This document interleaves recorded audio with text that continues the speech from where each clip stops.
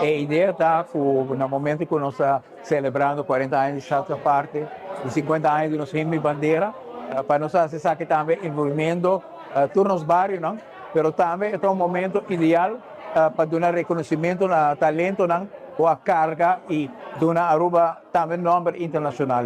E Julio Bernardo Wilson está de talento não aí e pensei nós escolher dia 17 de março que também tem festival importante de himno e bandeira aqui na São Nicolás, na Carnival Village.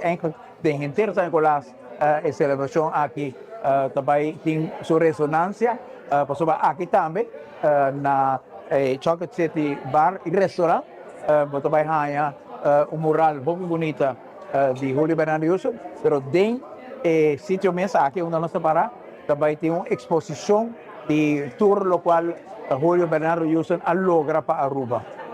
Nós conheci para essa que de música, conhecer sua história, mas é mais jovem, não conhecer sua história, mas esta é artista e cantante musical que ganha mais prêmios para Aruba internacionalmente que qualquer.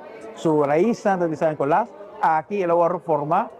Sua mama um poeta Hopi conhecido, Lolita Houston, na qual também tem caminho dedicado e ponendo ênfase para a celebração de dia especial aqui, dia 17, está na San Nicolás, está guardado assim como parte de reconhecimento também de talento de San Nicolás.